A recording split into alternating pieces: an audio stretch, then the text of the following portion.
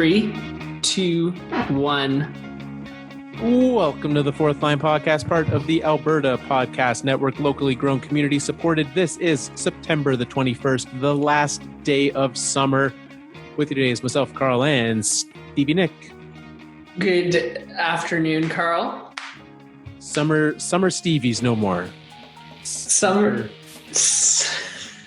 Stevie.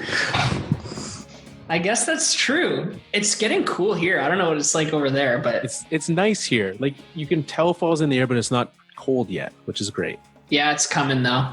It's coming, and we're gonna have to go into winter with no hockey. I know. I don't know what it's gonna feel weird. I mean, these last few months have felt great, and as things have started to wrap up. I mean, we've got 4 basketball teams left, 2 hockey teams left. Baseball's almost at the playoffs, and now I'm realizing, this summer has been really nice for sports, but this fall is going to be the worst one ever. Yeah, it's going to be, I'm like, the finals started and I don't know what to feel. Like, I'm excited because it's the Stanley Cup Finals.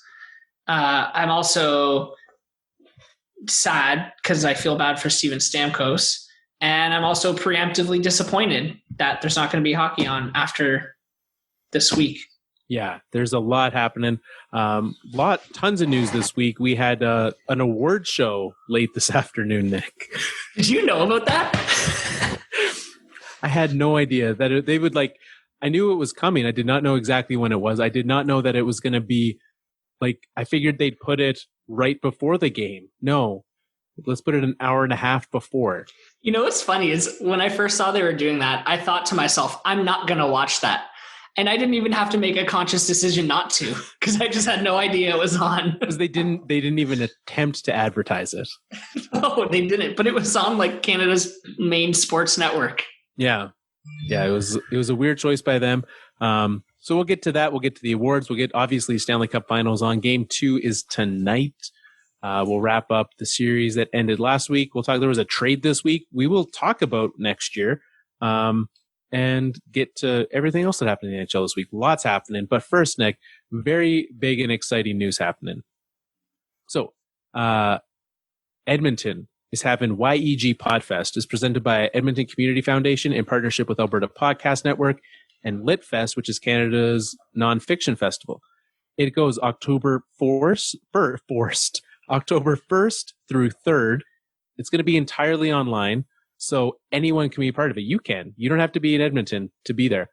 Events will include masterclasses with experts, panel discussions, feature interviews, and more. And I think the one that we're all going to want to tune into is the panel discussion featuring that I'm going to be on. I'm participating in LitFest or what? Podfest this You're year. on it? Yeah. But I thought you said they were going to have experts on. No, experts and panel discussions. So you fall into the latter category. I'm on the panel discussion. Yeah, we're doing a panel discussion about podcasting during a pandemic and what that was like for sports. So if you want the inside scoop of what it's been like for me and Nick to be podcasting through a pandemic, tune into that. That's going to be October 1st at 8 a.m. Mountain or 8 p.m. Mountain Time, 10 p.m. Eastern Time. It's going to be great. Looking forward to that. Lots of great sports podcasters going to be tuning in for that one. And you can go there. So, and here's the best part. It's free. So they're accepting donations, and thank you very much for anyone who does donate, but you can go and register yegpodfest.ca. You can check out the whole lineup. Lots of actual experts and also me. Lots of CBC podcasters are going to be there as well. Jad Aboomrad from Radio Lab and Dolly Parton's America is the headliner event. So lots of great things happening there. And me. So tune in, and that's going to be a lot of fun. I'm really looking forward to that. As much as I'm looking forward to hearing Nick, before we get into let's I'm going to pump the brakes on that. Let's talk about the series that ended since we were last here, Tampa and the Islanders. Tampa and the Islanders. Well, we've got a Tampa Bay in the Stanley Cup Finals, so they obviously won that series in 6 games, right? It was 6. It was 6. So it was 6. Not enough for you to. I mean, you lost the other side of it, but not enough for you to win the Gord Ambrose. Oh, man. Okay, first of all, This series feels like it was so long ago. Why does it feel like it was so long ago? I can't even remember what happened in it. It's been a long week. Well, anyways, and there is so much, right? So we can very easily keep this one short. Second of all, I made $0 for the third time in a row in this hockey pool because Tampa won, but Vegas lost. I always expected Tampa to win. I think I just got the number of games wrong. I called it in 5. Yeah, you did. Yeah, and you know what? That's fine. It's fine. Game 6 was Tampa did so game 5 went to overtime, right? That happened since we were last here. Yep. Game 6 double? Yeah. Double overtime. Yeah, double overtime. So there was very impressive how New York managed to hold out and pull through on that one. But Tampa was just far too good of a team. Yeah, they wore them down. Like I don't remember the totals, but they outshot them like crazy in that game. Yeah. So the shot totals, Semyon Varlamov, 48 shots on him, 27 for the Islanders. And Tampa won that game in overtime. So I know that's how the Islanders play and how they've made it this far, but man, that's not sustainable against a team that has this many elite offensive players, even though none of them scored the overtime goal. And it is something and we'll get to it when we start talking about this Tampa series, this final series as well. But Tampa looked frustrated. Like those 48 shots, they were very much, so many of them were get the zone, hit the blue line, and just get the puck on net as quick as possible, which accounts for a lot of those 48 shots. Yeah, totally. And you know what? If you put enough shots on net, which that kind of became their hope, right? Well, look, we're just going to put enough shots on net. Eventually, somehow, some way, one of these is going to get through. And it did. And they won. Now, let me ask you this. Dallas wins the Western Conference Final. They do not touch the trophy. Tampa wins the Eastern Conference Final. They all touched a trophy. Where do you stand on the trophy touching? Look, I have not touched anything that another human being has touched in like the last hour without hand sanitizing since March, Nick. I would not recommend touching a trophy, even with the NHL now being 7 weeks in a row with no COVID cases. Let alone kiss one. Like, we actually had this conversation this week about the Stanley Cup. Are they going to show them celebrating in the locker room, like drinking out of the cup? I get in theory, not even in theory. They've all been tested. None of them have COVID. Optically, it looks awful. I agree. I just think optically it looks awful. We went very quickly because the first series, we didn't even have first round, that elimination playing round. We didn't even have proper handshakes, right? Yeah. We're like elbow bumping, and now they're hugging. They're, doing whatever they want after these things. They all like wipe their nose and mouth before they shake hands with each other. Yeah. So gross. Because they know that none of them have it, right? This is what life could be like, Nick, if we went back to last week and we all put on a mask. This is what we could be doing this. I guess we could be. Yeah, you're right. But we're not. We're not. Yeah, it is weird to see when the rest of us are, everything else seems weird, and NHL players are just living their lives. Their new normal is just that they do the exact same thing, but in a bubble. Yeah, their new normal is that they live in hotel rooms with each other and can't get away from one another. Yeah, they see their opponents at breakfast, and they yeah, exactly, at the buffet. So let's get to the finals. Tampa, Dallas. In the Gord Ambrose hockey pool, we already touched on it. You lost the last round. What's the deal in the finals? Oh man. Okay. Gord Ambrose has sent out the rules. He sent them out on Saturday at 4:29 p.m. I got the email. The game 1 of the series was Saturday at 7:30 p.m. That's a quick turnaround. So I'm going to read you this email word for word. This guy is so funny. Between sentences, he puts like 8 periods. It's just like ... It says, pick the cup winner. You will get 4 zeros with the $sign. Just zeros. So you get nothing. Apparently, yes. Okay. I don't know why he put 4 zeros there, but he did. Pick the number of games to win, receive $100. Pick the total number of goals scored during the series, which includes both teams, win $500. If more than one person gets the correct number, they will split the $500. He says, I am already down to my last 2 bank accounts. Pick the total number of goals scored within one. All will get $200, even if you pick the wrong team to win the cup. All estimates must be in by 8 p.m. tonight. Yes, I know the game starts at 7:30 p.m. All caps. Good luck, Gord. I mean, we've touched on the fact that he's handing out this money with no entrance fee. He's down to his last 2 bank accounts, which, like, way to flaunt it. I only have one. Nice flex, Gord. But also, I am a little concerned. Do we need to start a GoFundMe for Gord? I'm pretty sure one of those bank accounts is just cash under his mattress. I think that's all this is. They should, next year you should change it. It shouldn't be the Gord Ambrose hockey pool. It just should be called the Gord Ambrose mattress money. Yeah, probably. I had to read this email like 3 times before I did anything. The rules get more and more confusing as the playoffs go on. So tell us, what'd you pick? So I picked, not that it matters, I picked what team is going to win, but I picked Tampa in 7. Okay, so if I get 7 games right, I get $100. And it doesn't even have to be Tampa. It could be either team in 7, correct? That is how I am interpreting this email. Yeah, that's a lot of money he's going to be handing out. Yeah. If that's the ruling. Yeah. Pick the total number of goals scored during the series. That includes goals scored by both teams, win $500. I said 29 goals scored total over 7 games. So that would be an average of like 4 and a bit goals, which game 1 had 5 goals. So slow down that pace.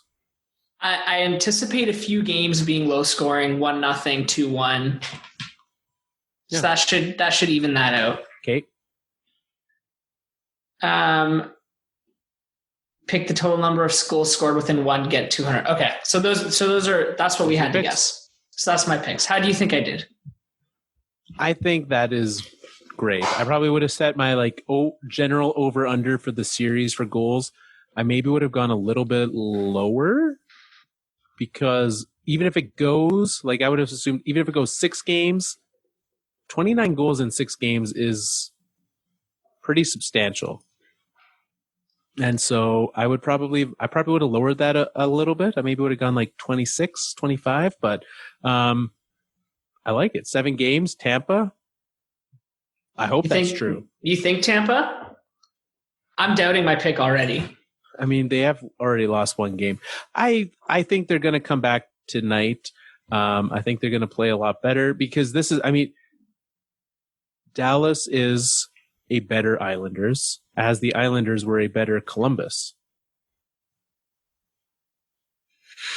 So we're really establishing the hierarchy here of the Columbus-like teams. Because they can play a very similar style to what the Islanders did, just be more successful offensively. They're way more threatening up front, for sure. Yeah. They've got a couple more guys who are game breakers. They're a better team than the New York Islanders. Definitely. We don't need to justify that statement. No. One of those teams is in the finals and the other isn't. At this point in time, it's not a jump to be like, hey, the team in the finals is better. Dallas just seems so zoned in when you watch them play. They're playing with a ton of confidence, a ton of strength. They look like they're just zoned in on the game, and they're there to get the job done. Yeah, they for a group of players that for the most part have never been here before, they really act like they know exactly what they're doing. Yeah. And a coaching staff that really hasn't, for the most part, been in this situation before as well. Yeah, the coaching thing is interesting, because that was only this season that the whole Jim Montgomery thing happened. That was January. That was Christmas time that happened. Yeah. Right around New Year's. And Rick Bowness was quote unquote promoted with the interim tag. And there's a lot of talk. He probably won't stay on after this year. He's just going to help us get through the rest of the season. Now he's got them in the Stanley Cup Final. Which is exact. I mean, Craig Berube did the exact same thing last year, right? St. Louis Blues. So next year, I love the guy as a coach, but I look forward to when the Avalanche fire Jared Bednar halfway through the season. Are you expecting that? No, but that's what you got to do to make the Cup Finals anymore. That's how it's done. Yeah, I don't know what's going to happen. Like, I'm really interested to see if Rick Bowness sticks around in Dallas after this. You got to think he will. They have to bring him back. Like they have to make the offer to bring him back. And I have no reason why he would want to go anywhere else. I couldn't think of a different situation that would be better. Yeah. Now, anyways, that's my observation on Dallas. Tampa, to me, they seem a little more wobbly on their feet. And I don't know if that's because they're battling injuries and we know some of their big guys are battling injuries. I see names on that team all the time that I'm like, I forgot they signed that guy. They probably shouldn't have done that. Guys like Bogosian and Shattenkirk. Now, I think Shattenkirk's been playing well, but there's names like that sow some doubt in my confidence in them. And all of that's adding up to me perceiving them as playing with a little less confidence. That being said, I think they're a more talented team. What if I told you that Steven Stamkos was skating today at an optional skate? I saw that.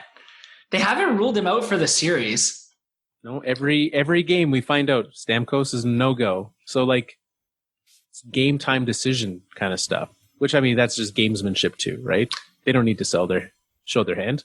I think based on how tonight's game goes, like if Tampa is keeping up and going game for game with them, they'll get Stamkos in a couple games. I don't think they'll play him big minutes, but I think they'll just get him into the action a little bit. And then go back, like just get rid of that seventh defenseman. Braden Coburn can hit the press box and Stamkos can come in. I think they want him, if they win it all, they want him to receive the Stanley Cup. And I think he or they feel like he should play some hockey. I think he should play some hockey too. I think that'd be good. I think so. We saw Braden Point look much healthier in game one than he did the last time he was on the ice. He looked, still banged up. Obviously, I assume at the end of the year he'll have some sort of surgery to fix whatever is exactly broken with him.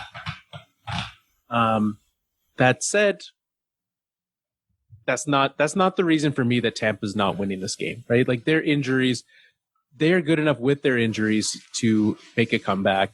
They weren't good enough in game one. But I definitely think that they can do this. They'll come out with a renewed fire tonight, I think. And we're about to find out. We are about to find out. The Bare Naked Ladies are currently singing the national anthem. So we'll get that over with immediately and carry on with hockey, which is what we're all watching for.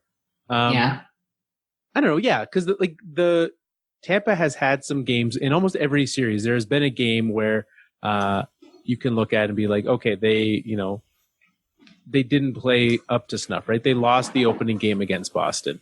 The Islanders series, they lost game 3, 5-3 against Columbus. They only lost once there, but,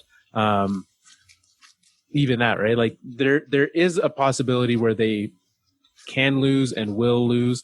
But they've also shown, after their loss against Boston, they won the next game in OT. Then they went out and won 7-1. This is a team that can easily blow up what you're doing and make you look real bad real quick. The losing or the poor play is certainly not consistent. No. And they find ways to get over it. The winning is also not consistent. That it goes both ways. Yes, absolutely. So you're still thinking Tampa in 7? Yeah, but you know what? It's a little bit of stubbornness at this point because all the way back a year ago when we did our season previews, I said Tampa was going to win the cup, and they're here in the cup final. So I can't go back on that No, you can now. Especially, I mean, I'm amazed that you remember what you said, which is literally a year ago. Like a year ago now, we were sitting down to do our Stanley Cup preview.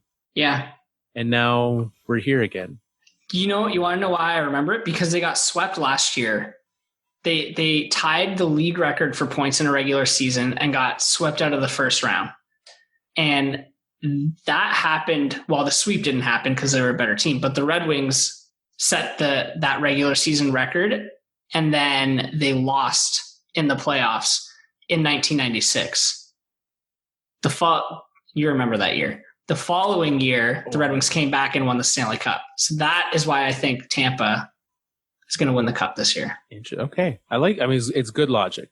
Thank you. So, well, let's touch on now next year, because there was some news this week that came out, and Gary Bettman said, because there's talk that they're looking at December as a time to try to get the games back together. And he said, you know what? We're not in a rush to figure this out. We're not going to make any rash decisions. We're going to take our time on this one. So when you see those things that say, hey, hockey's coming back in December, maybe not. I mean, I guess we'll see how the world is. You know when I think they should start? Christmas Day.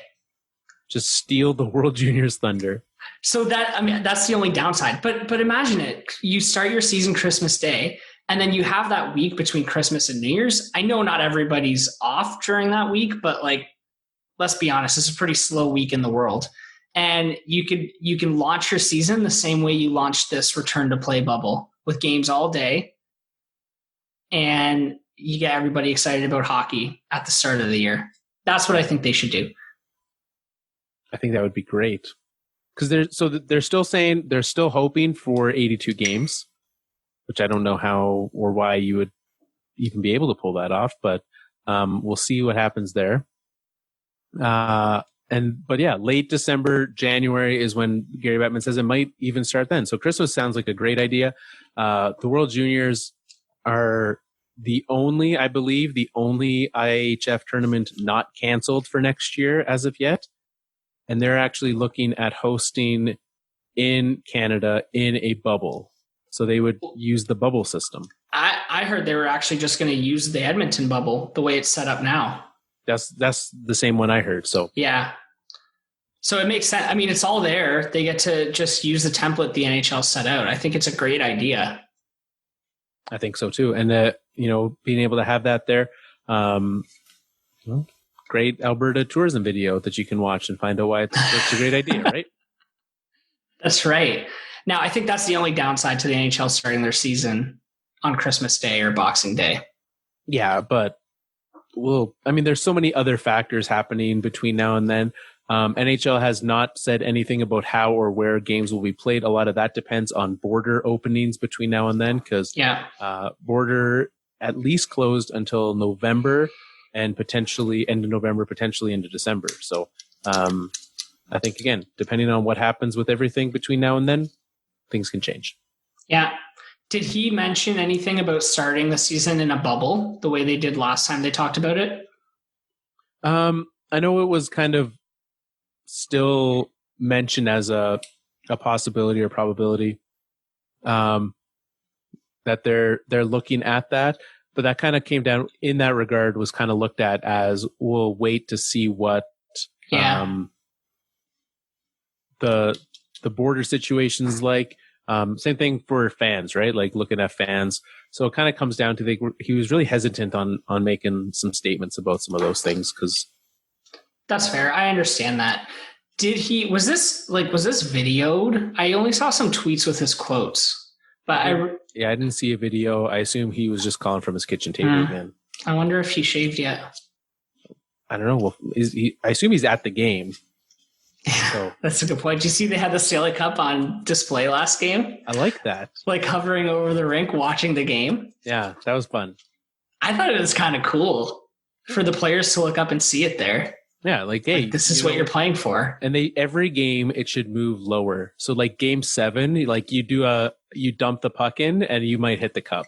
Oh my God. Imagine. It's just full of puck scuffs. I mean, that thing is not, it is a great trophy, but like it is not a pristine, beautiful looking thing when you're up close to it. Are you trying to give the keeper of the cup a heart attack, Carl? It just, look, you look at it and like the engraving on it is not, especially like those old rings. It's awful. It's all scratched. It's like, it doesn't smell good. It's just old steel. Like, did you smell the Stanley Cup? I mean, I've stood beside it before. I didn't think to smell it though. But the smell is just kind of there. I don't know. Maybe I'm assigning a smell to it based on it being made of just like old steel. Like if you were to take a steel kitchen bowl and then like go to the pool and eat cereal out of it all summer, what would that smell like? It wouldn't smell good. It wouldn't smell good. That's the smell I think of when I think of the Stanley Cup. Yeah, that's fair. That's not a good smell. I do agree though. They really pretty it up for commercials and television. Like it's not that shiny. It gets a real buff. Yeah. Right? That is not accurate. That is not what it looks like. No.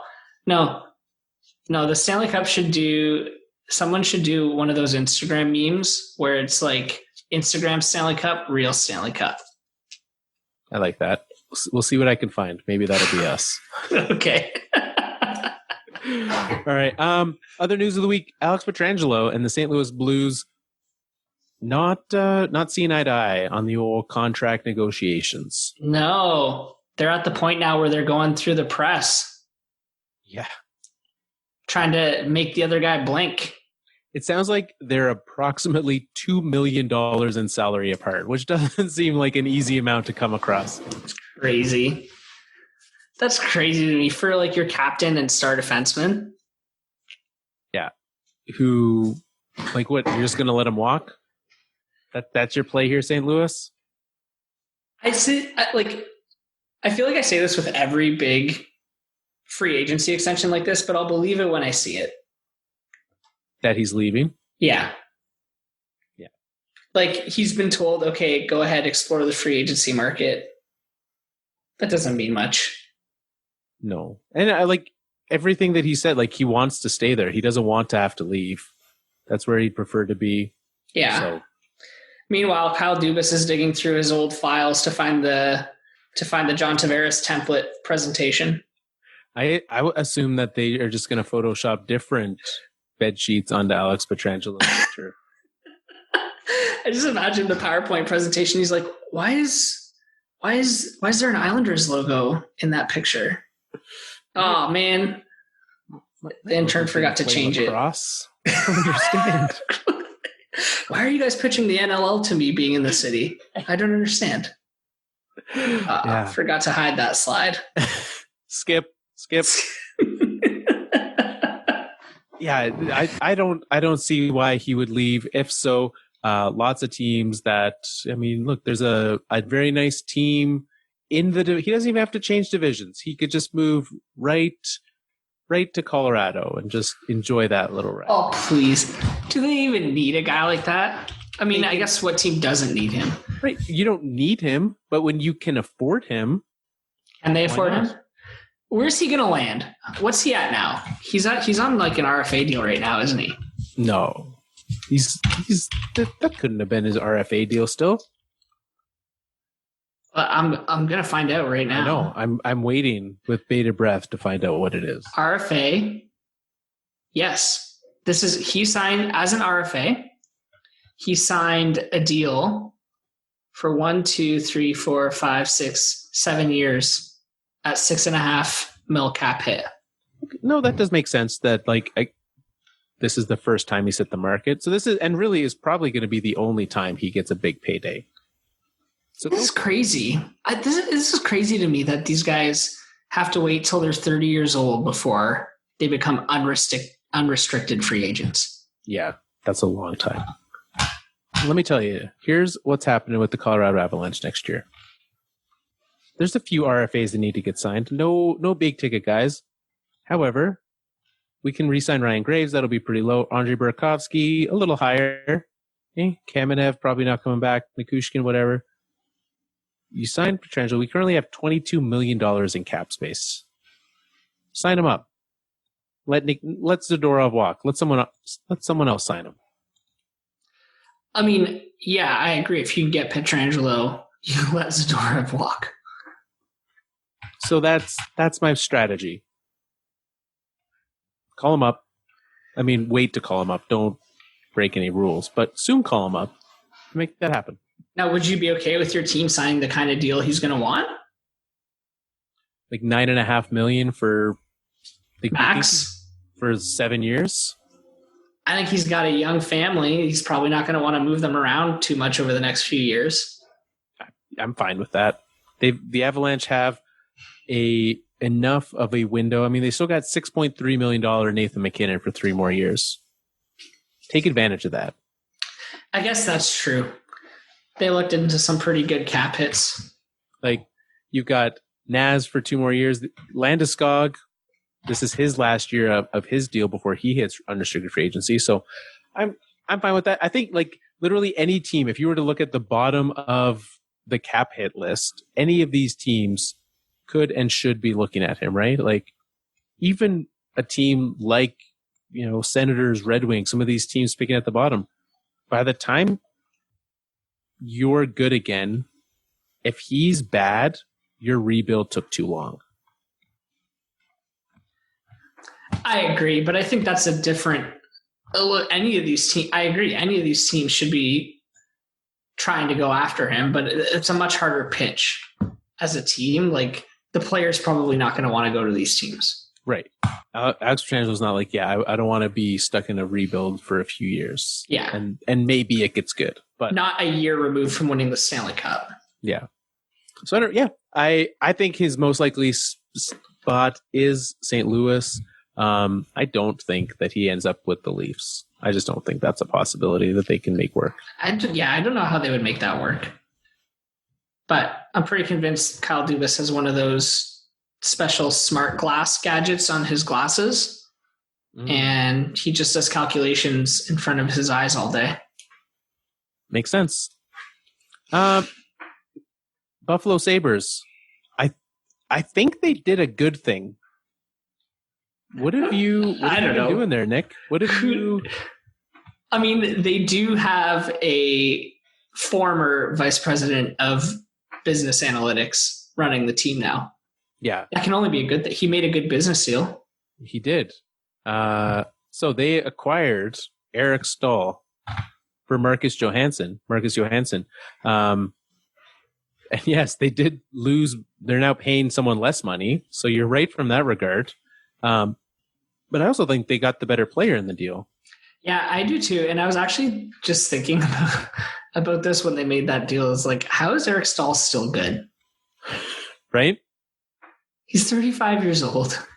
He's been in the league for forever. Yeah. And he's still getting 50 points a year. Yeah. And at center, right? Like at a very important position. And playing most of the season. Yeah. He's healthy. He puts up, he produces last year, not just the 50 points. 2 years ago with the Wild, he put up 42 goals. Like, he's unbelievable. Buffalo definitely got the better of this end from my perspective. I mean, if you even if you put him, I mean, I would say he's more of a third line center. I wouldn't want him as a second line center, but man, that's a real good pickup for them. For Johansson, who was not doing that. Yeah. Oh yeah, I totally agree. And I think the other draw to Eric Staal too is he's reportedly, anecdotally, I don't know, he's a good room guy, right? He's a good team guy. Yeah, I could see that. Absolutely. Leadership that this team does not have a lot of. And I do think that having that and bringing some of that in, right? Some of those guys that have been there a while have been leaders on teams that have contended and had success, is a big thing to be able to help turn a team around that's really struggling in that area. Yeah. I guess the only question is, how is he going to play under coach and GM Jack Eichel? I mean, he's under him in the depth charts, but age-wise, I mean, he could call in all of the Staal brothers and really wreak some havoc if Captain Jack doesn't listen to Eric. So I think he kind of has to. I agree. The Sabres are a fun team to follow. I mean, when you're a bad team for a long time and a rebuild fails, it's rough on a fan base. I do not envy any team. I mean, like, I don't envy any team who has to go through a rebuild, right? But like the Red Wings are just starting their rebuild. Like you're expecting it. But 4 years down the road, if you're still here, take some patience. Well, it would be even more frustrating if we're going to go down this road. Look, for the last 5 years, we've been begging for the rebuild. Well, you got it. It's been 4 years in the making. Now we're going to have to wait another 4 years while you rebuild. Let's go, guys. Sign Pietrangelo. Let's kick this thing into high gear. Hey, Jimmy Howard's not coming back, so... Jimmy Howard's not coming back, which is probably for the best. Yeah, I think that's a mutual decision is what they call that. He's like, you know what? I'm going to go somewhere else. And they're like, yeah, we didn't want you back. But like, in that regard, not just specifically the Red Wings, but like you were against free agency, like big free agent signings. Yes. We've seen it go poorly in the past. Yes. Not even poorly. I think to like the Phil Kessel Toronto signing, right? Like they signed him as an attempt to kickstart a rebuild. It didn't work. And I mean, it worked with medium success, but not great. And then he ended up leaving. Do you think to what level should you be adding pieces as one of these bottom teams?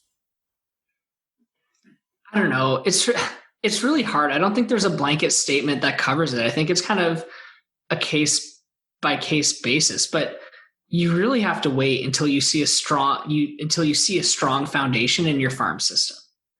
That to me is the sign where like, okay, we have these draft picks. We've seen them develop to this point. We think that over the next 2, 3, 4 years, they're going to be in our core. Let's go see if we can convince some big free agent to come and speed this thing up. Yes, you don't want to do it while you're still picking those guys. You want them to be, and I would even say a year or two, right? Like 3 years is still, like what free agent wants to spend half of their contract waiting for the prospects to show up? Well, like to that end, I actually think the Ottawa Senators probably they're probably in that kind of position. They've got some young guys. They have a good, strong farm system. They're probably not that far out from going out and talking to big free agents like this and saying, look at where we are. We're thinking that if you come on board in the next 2 years, X, Y, and Z players will be in their prime and we'll be making a run. I would love nothing more. The only thing I would love more than this is if he signed with the Avalanche. I would love nothing more than Leafs fans to be clamoring for Pietrangelo for so long and him to end up in Ottawa. Oh my God, it would be so sweet. It would be so delicious. That'd be great. It also looks like the entire Tampa Bay Lightning are coming back from the trainer's room, so that's nice. I saw Kucherov got a pretty big hit. Kucherov got a big hit, and then he went out, took a skate around, and is staying on the bench right now. So we'll see what happens there. He's been banged up. Man, he has really gotten banged up. Looks like I think it was Cirelli also went down the tunnel to the room, and I think he came back as well. So brutal. This is, Tampa's struggling. If they lose, you can rest assured they'll be blaming injuries. Hey, speaking of Kucherov getting hurt, can we talk about this for a minute? Where do you stand on this blood 4-minute rule? For a high stick? Yeah. You think a penalty like that was worth 4 minutes? No. Completely unintentional. He wasn't cut. It looked like it took a minute for the blood to show up, which I also know guys will do the thing like they bite their lip or whatever. Yeah, I'd be biting my lip every time. So I don't know. I don't know how I feel about that black and white rule. I would rather hand out more high sticking majors then I would have this. Like, get rid of the double minor for blood, and if it's a bad high stick, give him a major for it, right? Yeah. If it's reckless and dangerous and had intent behind it, give him a major. If it was unintentional, I mean, they're handing out minor penalties for guys that end up with concussions, and we're handing out double minors for a little bit of blood. Come on. Yeah. I think that's a great solution or halfway point to this, actually. It's a good compromise, because I really don't think that these unintentional play should result in double minor penalties in overtime of an elimination game. No, it's, there's no need for that. Anyways, what else is on the list? Let's get to some awards, Nick. The NHL handed out their awards today, and let's start with the one that kicked it off, the Calder Trophy. Should have gone to Quinn Hughes. How dare you? You almost made me have to edit myself. Okay, give me one reason why Quinn Hughes deserved this award more than Cale Makar. He didn't. I just like making you mad. Yeah. Look, we have plenty that's going to make me mad real quick here. You can't even let me have this. You can't even let me. You can let me celebrate the one. You can have this. Cale Makar was the rookie of the year. He was the best rookie this year. It was close, but I think with what he was able to do was super impressive. And I also think that he's more, which isn't what the award is for. I think he's more prepared for continued improvement and like long time maintained success. I think Quinn Hughes still has a while to reach and figure out his ceiling. I think that Cale Makar had a little more momentum behind the energy around him too, because of how he started in the playoffs of last year. Absolutely. Right. Like he was far and away. He was the runaway favorite before he even stepped on the ice this year. Absolutely. And I mean, those games didn't count last year, but you're right. Right. Like if you think of what we've seen from Cale Makar in the last calendar year that was voted on, great things. And I'm pumped, right? Like, I mean, last time a Colorado Avalanche player won the Calder, he had the Hart Trophy stolen from him. So I look forward to that happening to Cale down the road as well. The last time a Colorado Avalanche player had won the Calder Trophy, he had the Hart Trophy stolen from him as well. Yeah, we'll get to the Hart Trophy. I see. Okay. Yeah, I was confused. I thought you meant the same year, but we'll get there. No. We'll get. You okay, Carl? You take it from here, Nick. Connor Hellebuck wins the Vezina Trophy, the starting goaltender for the Winnipeg Jets. He had a .922 save percentage, 2.57 goals against average on a Winnipeg Jets team that was noticeably worse than the year before.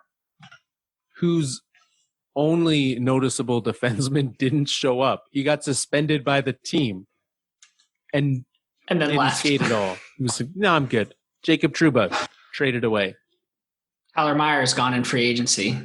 Like a third of their blue line, or half their blue line gone just like that, with nothing great in front of him to replace it.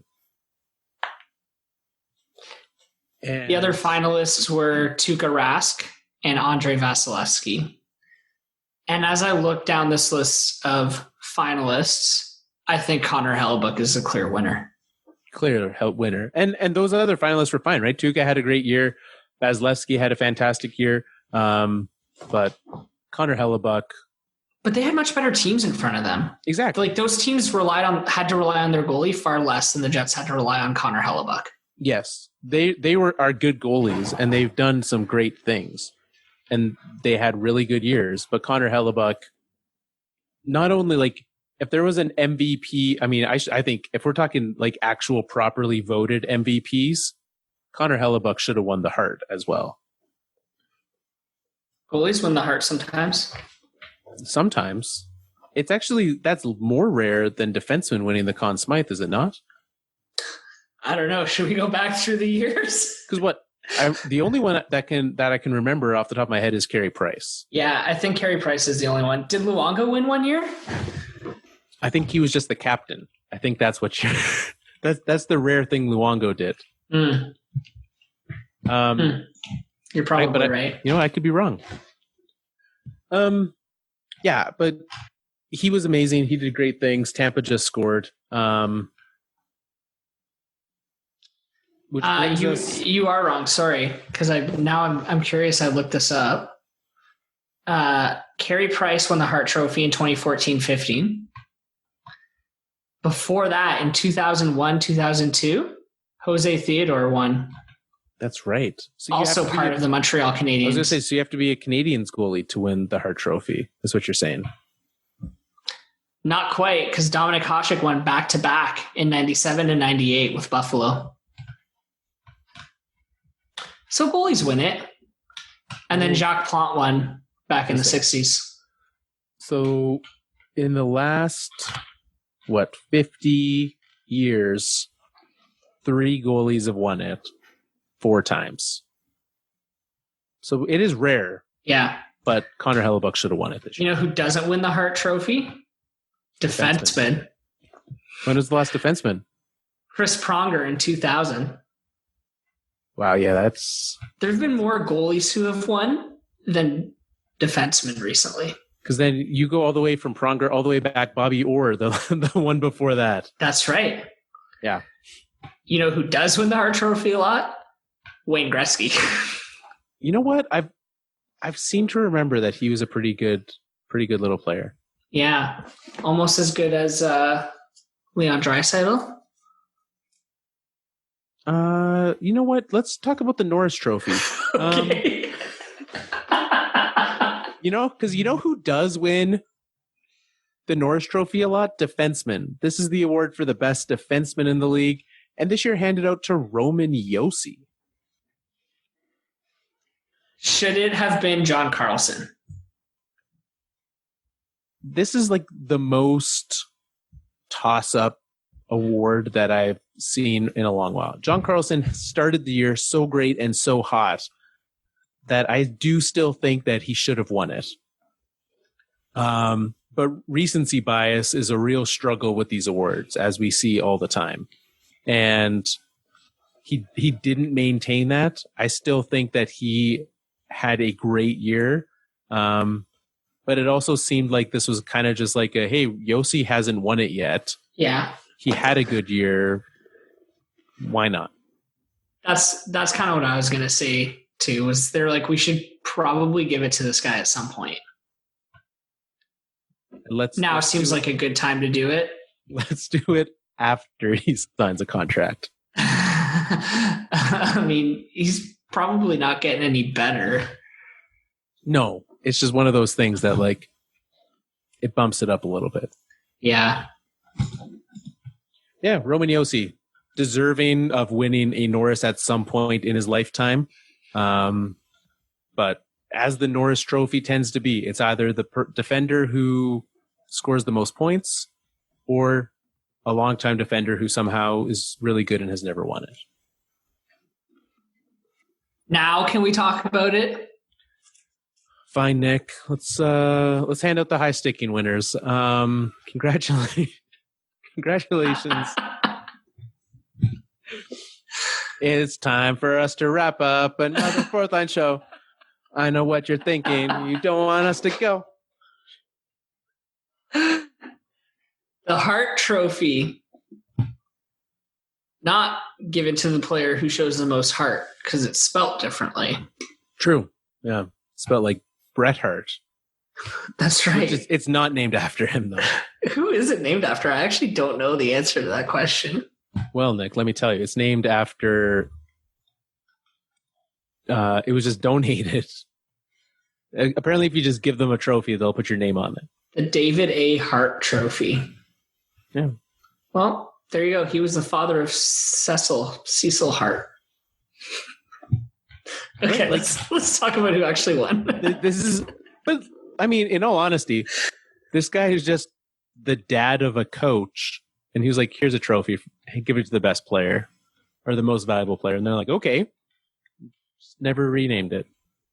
Maybe we should donate a trophy on behalf of the Fourth Line Podcast, and we'll call it the Fourth Line Podcast Trophy, and it'll go to the best fourth line player as voted on by listeners of the Fourth Line Podcast. You know, I'd even let the players have a say in it as well. Halfway by a Twitter poll from our listeners, and half from the players. And I like this idea. You know, I don't. And we'll just, I can only imagine the player all of a sudden gets a package in the mail.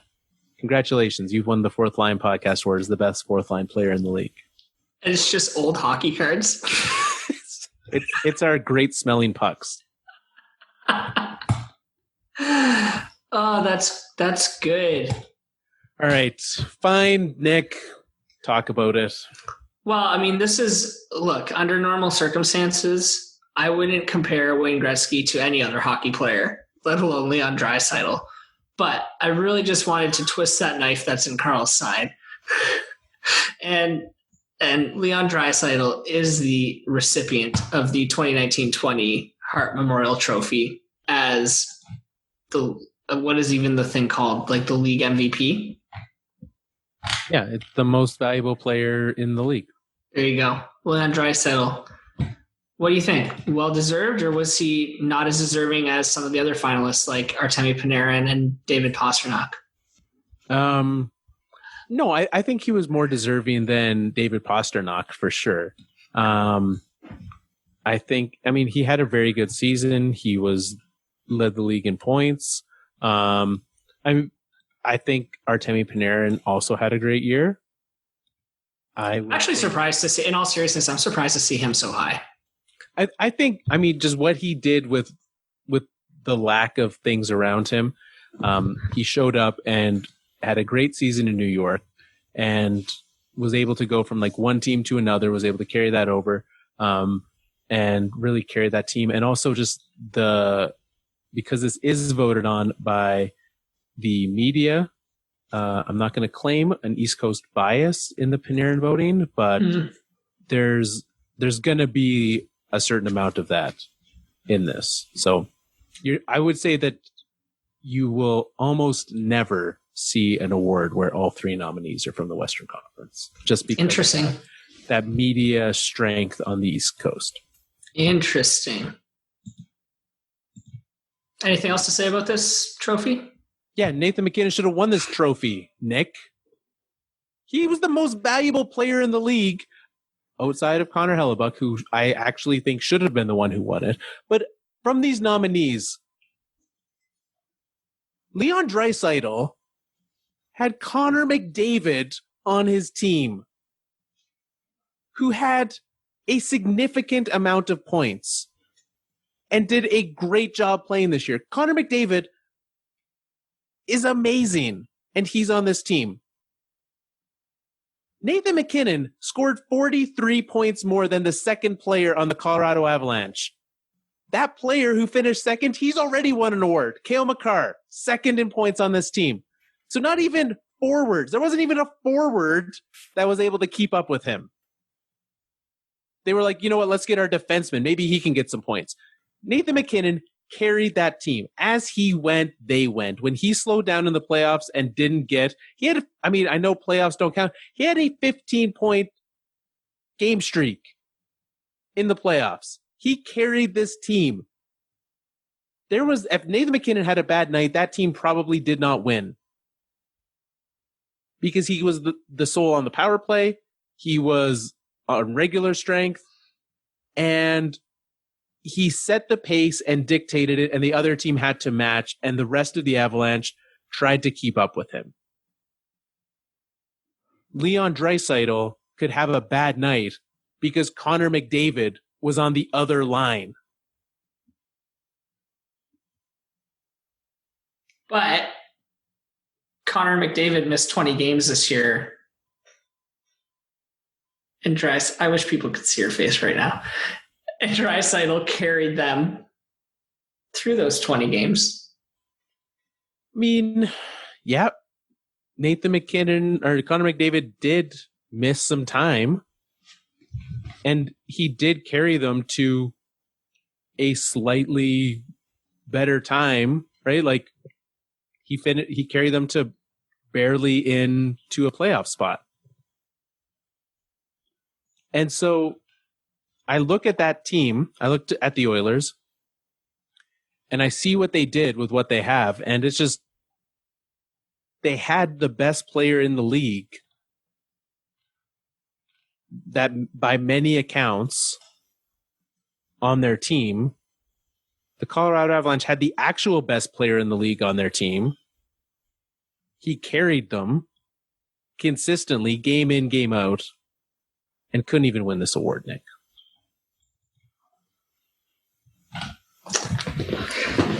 I understand your frustration. And I'm marking this down for our best of episode at the end of the year. When we do our 300th episode in 4 weeks, we'll remember this. We'll remember this. No, I think you're right. I think MacKinnon got snubbed again. I also thought he should have won 2 years ago. Like, are they going to hand him a Roman Josi-esque Hart Trophy at some point in his lifetime? Absolutely. That's exactly been this year. Happen. Stupid. It's stupid. Because here's the thing. This, like, you're going to have, because last year they could use the same logic, right? Mikko Rantanen had a great year. So Nathan MacKinnon wasn't there. Rantanen didn't have that year this year. We're talking about guys missing time. Mikko missed a lot of time. The guy that they said was last year the reason that MacKinnon couldn't win the Hart Trophy wasn't there. MacKinnon still did it. So the same logic of, well, McDavid missed time. The Avalanche had that same thing too. No, you're right. Is that how I sound? No, that's how people sound. That's how the average person sounds to me, Nick. Anyways. Well, the nice thing is that awards don't really mean anything. No, they don't, but it feels nice to be acknowledged, Nick. As more than the runner-up. Yeah, I just feel like if there was more media from Cole Harbour, Nova Scotia, maybe Nathan MacKinnon could have won it as the best player from Cole Harbour. He gets plenty of media in those National Tim Hortons commercials. But he always plays second fiddle to sit in those. He's showing off his passing skills through the drive-through window. I just want to go to Tim Hortons in Nova Scotia just to hope to see him. You're better off going to an Avs game. You're more likely to see him. It's true. And I'll see him score a lot of goals because he's the most valuable player in the league, Nick. All right. Let's actually go to high sticky now, because here's another thing. We have, in the same way, I know we solved a problem like this earlier this year. We have because there are so few games, Nick, we have a 3-way tie for first, and I don't know what to do. How do we solve this? Oh my God. We can't even do a Nick or Tyler situation here. No. Here's I can eliminate one of them, because one of them who is in this tie for the lead is Matt. Our friend from Reasons Are Debatable. Unfortunately, I know his Islanders just lost, but he's also already won once this playoffs. So I feel like that's an easy way to eliminate him from this tie. Okay. So sorry, Matt. You're out. The other two, one is an Islanders fan. One is a Tampa fan. We got TK Ferber 92 and Giobe CBJ. Those are our two other finalists. They both are tied with Matt for 8 points. How do we solve this? What you said, one is a Tampa fan and one is an Islanders fan? Jackets. Oh, Jackets fan? Woof. You want to do a random? Sorry. No need to be sorry to me. It says the Red Wings fan over here. Do you want to randomize this? Sure. Okay, so I'm throwing Tampa and the Jackets into the random list generator, and whichever one comes up on top is going to be the winner. Okay. But no, wait. Let's assign Tampa on the list to the Jackets fan. I can't figure this out, Nick. I'm still riled up. Okay. On my list, if Tampa comes up first, the Blue Jackets fan wins. If the Jackets come up first, the Tampa fan wins. Okay. Okay. Okay. Ready? 3, 2, 1. We're such jerks. Okay. The Jackets came up first, so the Tampa fan wins. All right. Congratulations, TK. You win. Let us know if you want a fourth line delightful smelling puck or a coaster to put your beverage on. And we'll send you also a pack of hockey cards. So send us a DM. We also are going to now draw a random number out of a hat, Nick. I need a number between 1 and 52. That is all of the points for everyone else. I did put our Jackets fan back in this draw, so he's still in here. Our random number is 29, which means that our winner, Nick, is... I should have done this differently is what I should have done. Our winner is Dan Mount, longtime friend of the show. Congratulations, Dan. You are the winner of High Sticking. Let us know again. Puck, coaster. We'll send you a pack of hockey cards as well, and we'll get those out there. And you know what? Things outside of this show are starting to slow down. I apologize again for not getting things sent out, but that'll get out there shortly. Thanks for tuning in this week. Thanks for listening to me. Thanks for tuning in until the very end when I got real upset and somehow am still managing to hold it together a little bit at the end of the show. So your face is a little red, though. I literally could see veins on my neck. I don't know if you were looking. It was a thing. You were upset, and I was amused, and you were not. Yeah, you were just poking the bear. I did. I enjoyed it. Well, while that happened, Tampa's up 3-0. They're looking real good. I see that. Yeah. I mean, until Dallas got this power play, Tampa had as many goals as Dallas had shots. So, just quite the first period. Looking like we're going to be heading to a tied up game number 3. But you know what? I've said that before, and some call it a Carl jinx. So a lot can happen in 40 minutes of game. Yeah. So tune in next week where we'll break down. The series likely will not be done. We will have one more game or one more episode finishing that up. We'll have another one where we'll be looking at the draft. We'll wrap up the Stanley Cup Finals. And then, Nick, only 2 more episodes after that, we are at number 300. So we're heading there. Very excited to celebrate our 300th episode with each other and you, the listener. So tune in for more about that because we'll have some details coming out shortly. You can find us at thefourthlinepodcast.com, at Fourth Line Podcast on Twitter. You can play High Sticking, pick who you think will score the game-winning goal in each of these games, and we'll do that. Before we wrap up the show, I want to let you know about CPA Alberta. This episode has been brought to you by CPA Alberta. It must be cliche by now to say, but we are living in unprecedented times. That's why you should consider hiring a chartered professional accountant to help guide you through this pandemic and jumpstart your recovery. With a CPA on your team, you can be confident you will find the best solutions to even your biggest business problems. The NHL should hire a CPA if they haven't thought about that yet. That could really help them with this whole pandemic thing. CPAs are trained to dig in and truly understand how an organization operates, where it's already excelling, and how it can be better. To find out more, head to CPA Alberta on Facebook, Twitter, Instagram, or LinkedIn, or visit at cpaalberta.ca. Time for us to wrap up another Fourth Line show. I know what you're thinking. You don't want us to go. I know you probably want to high-five Cale Makar, but because of social distancing, you'll have to watch him from afar.